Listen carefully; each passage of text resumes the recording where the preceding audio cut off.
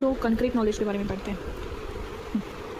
Concrete knowledge है वो knowledge होती है जिसको हम फील कर सकते हैं अपनी 5 सेंसेस से, अपने आइज़, ईयर्स, नोज, टच, टंग, इन सब से अगर हम उन्हें फील कर पा रहे हैं अगर किसी टाइप की भी नॉलेज को, किसी भी टाइप की को, तो वो कॉन्क्रीट नॉलेज है। फॉर एग्जांपल, अगर आप चाय को छूकर ये बता रहे हो कि वो गर्म है, तो वो नॉलेज क्या है?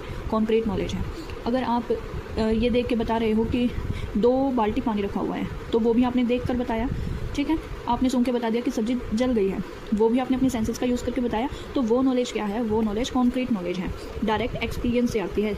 एक्सपीरियंस से तो आई, आपने देखा, अगर आपने उसको देखा है, आपने उसको टच किया है, तो आपने उसको एक्सपीरियंस ही तो किया है। सो ये क्या है? एक्सपीरियंस से आती है। लिमिटेड होती है, अनलिमिटेड नहीं होती है। कॉन्क्रीट नॉलेज है act as a foundation for the building of absolute knowledge, यानी कि अगर आपको एब्सोल्यूट नॉलेज तक जाना है ना, तो पहले कॉन्क्रीट नॉलेज का आपको पता होना चाहिए, ये एक फाउंडेशन है।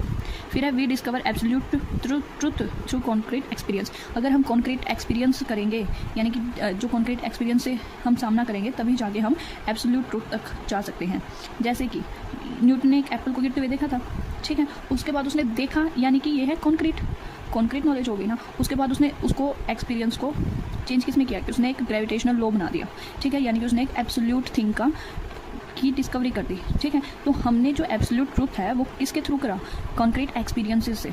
उसके बाद क्या है? ये चेंज हो सकता है, टेम्परेरी है। फॉर एग्जांपल, चेंजेबल कैसे है? जैसे कि अभी मौसम बारिश का हो रहा है, ठीक है, ये कॉन्क्रीट नॉलेज है। थोड़ी देर में नहीं होगा, फिर साफ मौसम हो जाएगा, बादल हट जाएंगे, तो चेंज हो गया ना, टेम्परेरी था वो, तो ये चेंजेबल होता है। उसके बाद लोकल होता है, लिमिटेड होता है। फिर है ऑब्जर्वेशन एंड परसेप्शन से इसे लेते हैं, ये वही दोबारा लाइन आ गई चेंजेबल वाली। फिर है इसकी डेप्थ नहीं होती है, सिर्फ डेप्थ क्या है? चाय गर्म है, इसकी कोई गहराई थोड़ी, इस बात की सिंपल बात है ये, ओके। उसके बाद है रियल होता है, रियल ही है, टच करके हमने बताया, देख करके हमने बताया है, अंदाज़ा लगा के हमने बताया, तो क्या ये रियल है, टेंजिबल है, यानी कि टच कर सकते हैं। और टाइम और प्लेस की बाउंडेड है, क्या है ये?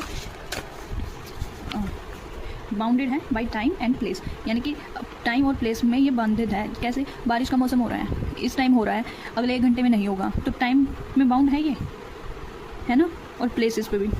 उसके बाद क्या है? Absolute knowledge. इसके जस्ट अपोजिट होती है एब्सोल्यूट नॉलेज। इसको ना तो चेंज कर सकते हैं, ना छू सकते हैं अपने हाथों से, ठीक है, टेंजिबल नहीं होते, ये नॉट चेंजेबल होते हैं। एब्सोल्यूट नॉलेज में आएगा it is beyond time, place and person. ये पर्सन, टाइम और प्लेस, इन सबसे परे की बात है। क्या है इसका एग्जाम्पल? जो हमारी डेथ होती है, किसी पर्सन की डेथ है, वो क्या है? वो एब्सोल्यूट है, वो एब्सोल्यूट के अंदर आएगी। वो सच्चाई जो बदली नहीं जा सकती है, जो सच है हर किसी के लिए, इस यूनिवर्स में भी सच है, वो दूसरे यूनिवर्स में भी सच है, उस सच्चाई को क्या बोलते हैं हम? एब्सोल्यूट, ठीक है। जैसे कि 2 + 2 4 है, हर किसी के लिए 4 है, ये ऐसा नहीं है सिर्फ इंडिया में है, ये हर जगह वैलिड है, चेंज नहीं होता है। 2 + 2 4 ही रहेंगे ऑलवेज, ठीक है। ये अल्टीमेट